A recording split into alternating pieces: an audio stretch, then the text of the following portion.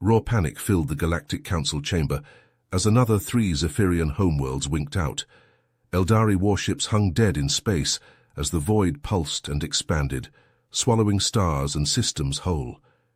Every available solution, every weapon, every plan of attack deployed against the void had failed. Now it was consuming the galaxy at a horrifying pace. No one had an answer. Trillions would die. The Galactic Council argued and postured. A dozen plans were proposed and struck down. The Vari ambassador silenced the room with a final desperate idea, a long shot, a rumor of a species with a reputation for doing the impossible, humans. Primitive, aggressive, unpredictable, but with a penchant for solving unsolvable problems in unorthodox ways. Zorax proposed they should bring the humans in, give them everything they need, and pray to the gods that human insanity and determination could do what the combined might of 100 galaxies could not: stop the void before it was too late. Dr. Ethan Reeves stared at the star chart scattered across his desk. The data made no sense. He had triple-checked his calculations, but the impossible readings persisted. It was as if the laws of physics were unraveling at the seams. A knock at the door jolted him from his thoughts. He glanced at the clock. It was well past midnight. Who could be visiting at this hour? Reeves opened the door to find a trio of figures standing in the hallway. They were dressed in sleek, form-fitting suits that seemed to shimmer under the fluorescent lights. The one in the center, a tall, slender being with iridescent skin and piercing violet eyes, stepped forward. "Dr. Reeves, I presume?" the alien asked, its voice melodic and soothing. Reeves nodded, his mind racing. He had always believed in the possibility of extraterrestrial life, but to have them standing at his doorstep was surreal. "I am Ambassador Zorax of the Galactic Council. We have come to seek your assistance in a matter of utmost urgency." Reeves invited them inside, his cramped office suddenly feeling even smaller with the presence of the alien delegation. Zorax explained the situation: the void, the failed attempts to stop it, and the Council's desperate decision to turn to humanity for help. "But why me?" Reeves asked, his voice barely above a whisper. Zorax fixed him with an intense gaze. "Your research, Dr. Reeves, your theories on the nature of space-time and the potential for manipulating it. We believe they may hold the key to stopping the void." Reeves leaned back in his chair, his mind reeling. He had always dreamed of his work being recognized, but never in his wildest imaginings had he thought it would be by an alien council seeking to save the galaxy. I don't know if I can leave my research behind," he stammered, gesturing to the piles of papers and datapads littering his desk. Zorax placed a hand on Reeves's shoulder, its touch warm and reassuring. "Dr. Reeves, I understand your hesitation, but the fate of trillions hangs in the balance. Your research will be waiting for you when you return, and the discoveries you make with us will be beyond anything you could imagine." Reeves took a deep breath, his decision made. He packed a bag with a few essentials and followed the delegation to their waiting ship. As he buckled himself into his seat, he felt a mixture of excitement and trepidation coursing through his veins. He was about to embark on the most important journey of his life. The journey to the Galactic Council's headquarters was a blur of winding corridors and shimmering portals. Reeves tried to take in every detail, his mind racing with questions and theories. When they finally emerged into the council chamber, he found himself standing before a sea of alien faces, each more bizarre and wondrous than the last. The representatives regarded him with a mix of curiosity and skepticism. Some whispered amongst themselves, their gazes flickering between Reeves and Zorax. It was clear that not everyone shared the ambassador's faith in human potential. Zorax stepped forward, his voice ringing out across the chamber. "Esteemed members of the Council, I present to you Dr. Ethan Reeves, the human who may hold the key to our salvation." Reeves swallowed hard as all eyes turned to him. He had faced tough audiences before, but nothing could have prepared him for this moment. Zorax led Reeves to a private chamber, where he began to brief him on the nature of the void. Holographic displays flared to life, showing the relentless advance of the darkness as it consumed star after star. We have tried everything, Zorax said, his voice heavy with despair. Every weapon, every strategy, nothing has worked. The void simply absorbs everything we throw at it. Reeves studied the data, his brow furrowed in concentration. There was something oddly familiar about the patterns of the void's expansion, something that tugged at the edges of his memory. He turned to Zorax, his eyes alight with sudden realization. "Ambassador, I think I may have an idea." Reeves pored over the star charts and data pads, his eyes darting from one piece of information to the next. The more he studied the void's behavior, the more unsettled he became. There was something almost deliberate about the way it consumed galaxies, as if it were following a predetermined path. He turned to Zorax, who had been watching him work with a mixture of hope and apprehension. "Ambassador, I don't think we're dealing with a simple cosmic phenomenon here. The void, it seems to have a mind of its own." Zorax's violet eyes widened. "What do you mean, Dr. Reeves?" Reeves gestured to the holographic display, where the void's tendrils snaked through the galaxy like a malevolent entity. "Look at the way it moves, the systems it targets. It's not random. It's almost as if it's choosing its victims." The ambassador's face grew grim. "We have suspected as much, but to have it confirmed by an outside observer is troubling indeed." Reeves nodded, his mind racing with the implications. If the void was sentient, then the Council's previous attempts to stop it would have been like trying to reason with a hurricane. No wonder they had failed so spectacularly. He turned back to the data, his fingers flying over the console as he ran simulation after simulation. There had to be a way to communicate with the void, to understand its motives, and find a way to stop it. An idea began to take shape in his mind, a plan so audacious that he almost dismissed it outright, but the more he thought about it, the more he realized it might be their only chance. He turned to Zorax, his voice low and urgent. "Ambassador, I think I know how we can stop the void, but it's going to be risky, and I'll need your help to convince the Council to go along with it." Zorax leaned in, his expression intense. "Tell me!" Reeves took a deep breath, then launched into his explanation. "We need to communicate with the void, to try and understand what it wants. And to do that, we need to send a probe directly into its heart." The ambassador's eyes widened in shock. "Dr. Reeves, that's suicide. No ship has ever survived contact with the void." Reeves shook his head. "Not a ship, Ambassador. A probe. One specifically designed to withstand the void's energy and transmit data back to us. If we can gather enough information, we might be able to find a way to negotiate with it, or at least predict its next move." Zorax was silent for a long moment, his brow furrowed in thought. Finally, he nodded. "It's a bold plan, Dr. Reeves, but at this point, we have little to lose. I will do my best to convince the Council to support your efforts." Reeves felt a surge of gratitude and relief. With Zorax's backing, he might actually have a chance to see his plan through.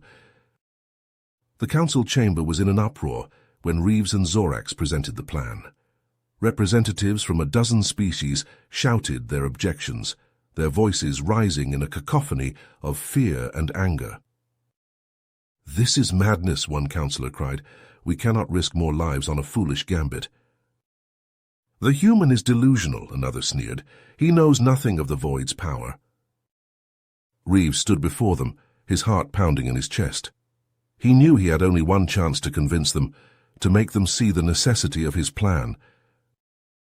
He raised his hands, his voice cutting through the din.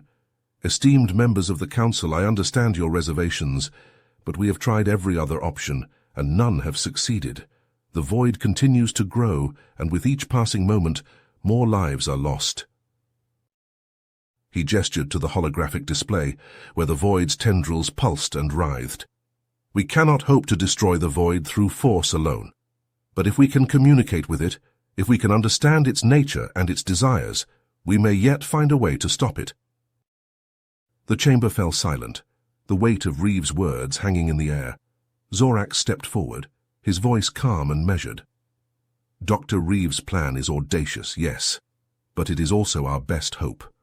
I move that we grant him the resources and support he needs to see it through." For a long tense moment no one spoke. Then one by one the councillors began to nod their assent. Some still looked doubtful, but none raised further objections.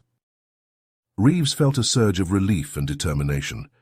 He had won the council's approval, but he knew the real challenge was just beginning. Designing and building the probe would be a monumental task, one that would require all of his skill and knowledge. But he was ready. With the fate of the galaxy hanging in the balance, he would do whatever it took to unravel the mystery of the void and find a way to stop its relentless advance. Zorax placed a hand on Reeves' shoulder, his eyes glinting with a mix of hope and concern. "Dr. Reeves, I have faith in your abilities, but I must warn you, the path ahead will be fraught with danger and uncertainty. Are you prepared for what lies ahead?" Reeves met the ambassador's gaze, his jaw set with determination. "I am, Ambassador. I didn't come all this way to back down now. Let's get to work." Reeves stood before the small group of volunteers, his heart pounding with a mixture of excitement and trepidation. Zara, the Zephyrian pilot, checked the sleek spacecraft systems with a practiced eye, her iridescent scales shimmering under the hangar's bright lights. Thorin, the burly Eldari engineer, tinkered with the probe's delicate components, his deft fingers making final adjustments. "All right, team," Reeves said, his voice steady despite the enormity of their mission. "We all know what's at stake here. The void is expanding at an alarming rate, and we may be the only ones who can stop it. Are you ready?" Zara and Thorin exchanged a glance, their expressions a mix of determination and apprehension. They nodded in unison, their resolve clear. As they boarded the spacecraft, Reeves couldn't help but feel a surge of gratitude for their bravery. These aliens, who had every reason to doubt him, had chosen to stand by his side and face the unknown. The journey to the void's edge was tense, the ship's sensors picking up increasingly erratic readings as they drew closer. Zara's hands flew over the controls, her brow furrowed in concentration as she navigated the treacherous anomalies that threatened to tear the ship apart. "I've never seen anything like this," she muttered, her voice tight with strain. "It's like the laws of physics are unraveling before our eyes."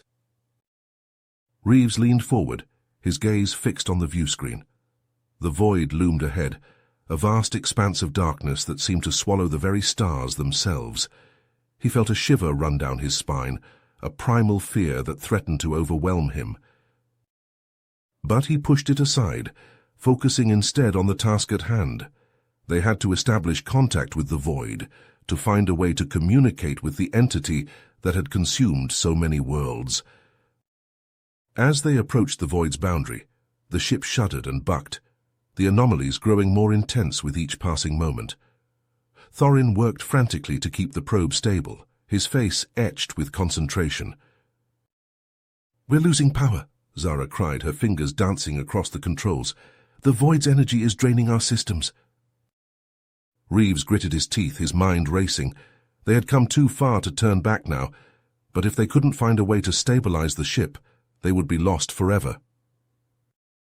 And then, in a flash of insight, he remembered a theory he had once proposed, a wild idea that had been dismissed by his colleagues as impossible, but here, on the edge of the abyss, it might just be their only chance. "Thorin, reroute all power to the probe's shielding," he ordered, his voice calm and steady. "We need to create a feedback loop, using the void's own energy against it."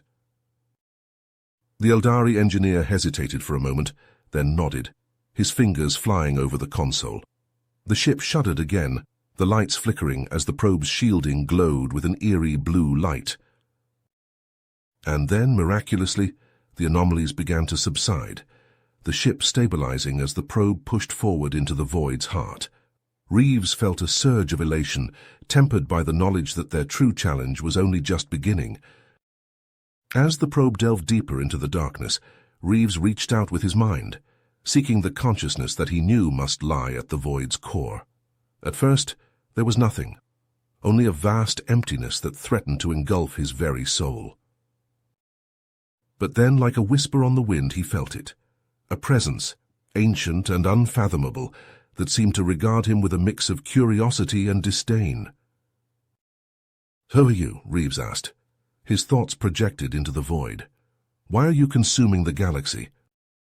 For a long moment there was silence, and then a voice that seemed to echo from the depths of time itself. "We are the void," it said, its tone cold and implacable. "We are the balance, the counterweight to the unchecked growth of sentient life."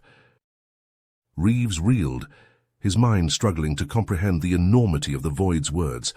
The entity saw itself not as a destroyer, but as a necessary force of nature, a check against the rampant expansion of civilizations that threatened to upset the delicate balance of the universe. "But surely there must be another way," Reeves argued, his thoughts tinged with desperation. "Sentient life has the capacity for great good, for innovation and progress. Surely we can find a way to coexist, to grow in harmony with the universe." The void was silent for a long moment, and Reeves feared that he had overstepped, that he had angered the entity beyond reason. But then, to his surprise, he felt a flicker of something that might have been doubt, a momentary hesitation in the void's implacable resolve. "Your words are intriguing, human," the void said, its voice tinged with a hint of curiosity. "But the balance must be maintained. The growth of sentient life must be checked, or the universe itself will be consumed by the chaos of unchecked expansion." Reeves felt a spark of hope, a glimmer of possibility in the void's words.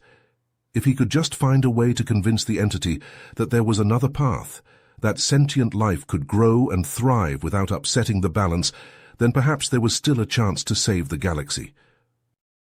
But even as he opened his mouth to speak, the ship shuddered again, the probe's shielding beginning to fail under the void's relentless assault. Zara's voice crackled over the intercom, her tone urgent and strained. "Reeves, we need to pull back," she cried, the ship bucking and jolting as she struggled to maintain control. "The probe can't take much more of this." Reeves hesitated, torn between the desire to continue his dialogue with the void and the knowledge that his team's lives hung in the balance. But in the end, there was no choice to be made. "Understood," he said, his voice heavy with regret. "Bring us back, Zara. We'll have to find another way." As the ship pulled away from the void's boundary, Reeves couldn't shake the feeling that he had been on the cusp of something momentous, that he had glimpsed a truth that could change the course of the galaxy itself. But for now they had to regroup, to find a way to convince the Council of what they had learned. The void was not a mindless destroyer, but a force of nature that saw itself as a necessary check against the excesses of sentient life.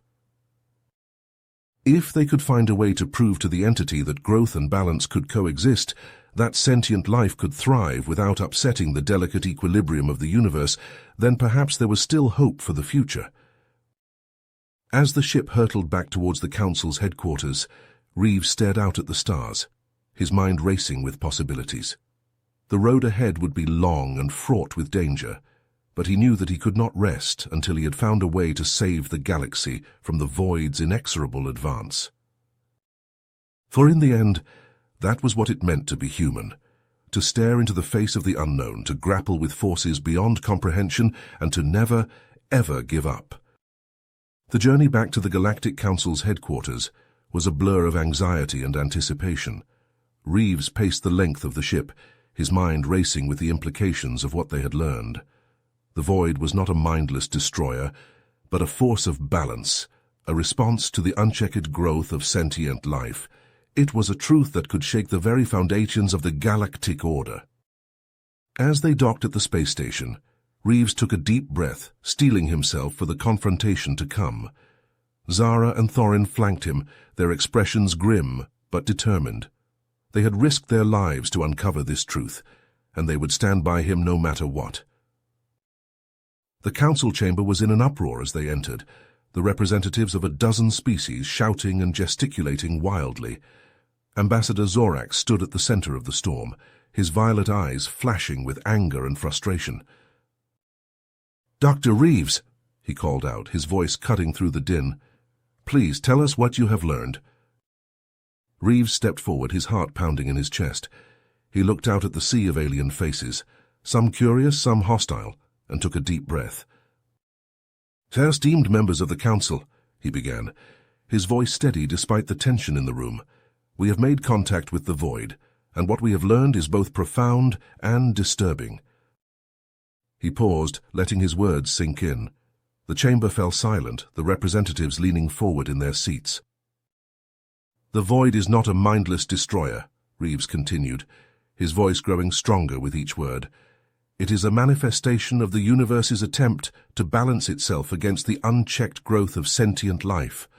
Our own actions, our reckless expansion and exploitation of resources have contributed to its emergence." The chamber erupted in shouts of disbelief and outrage. Representatives leapt to their feet, their faces contorted with anger. "Lies!" one shouted, his fist pounding the air. "The human is a traitor, a pawn of the Void." "Sci seeks to undermine our authority," another cried, his voice shrill with fear. Reeves stood his ground, his eyes blazing with conviction. "I understand your skepticism," he said, his voice rising above the din. "But we have seen the truth with our own eyes. The Void is a consequence of our own actions, and if we do not change our ways, it will consume us all." Ambassador Zorak stepped forward, his expression grave. "Dr. Reeves speaks the truth," he said, his voice calm but firm.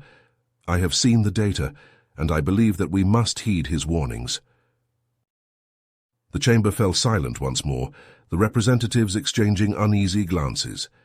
Reeves could see the fear in their eyes, the realization that their entire way of life was at stake. "But what can we do?" one representative asked, her voice trembling. "How can we stop the Void?"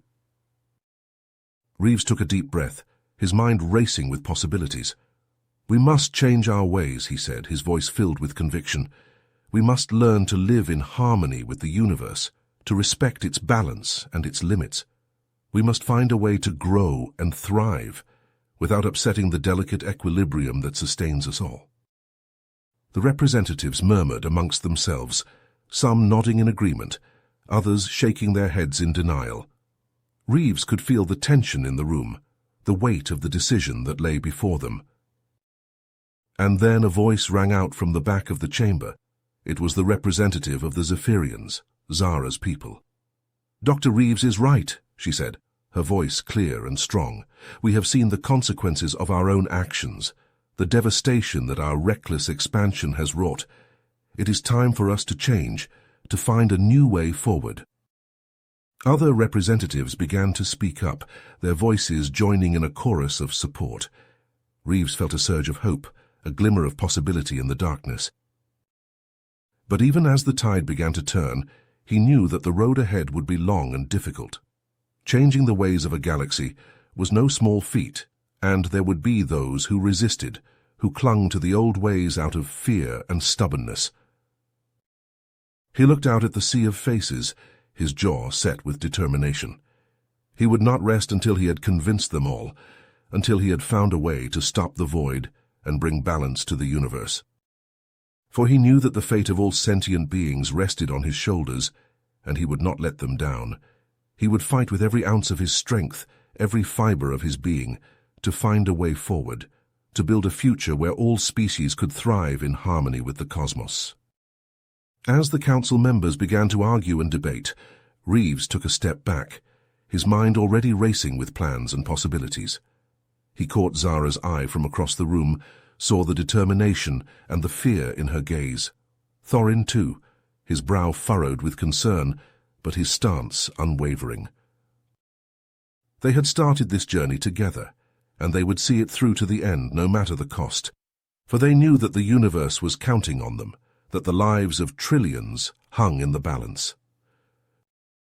Reeves squared his shoulders, ready to face whatever challenges lay ahead. He had never been one to back down from a fight, and this was the fight of his life, the fight for the future of the galaxy, the fight for the very soul of the universe itself. And he would not rest until he had won, until he had brought light to the darkness and hope to the hopeless, for that was what it meant to be human, to stare into the face of the impossible and say, "I will not be defeated." The road ahead would be long and treacherous, but Reeves knew that he had the strength and the will to see it through.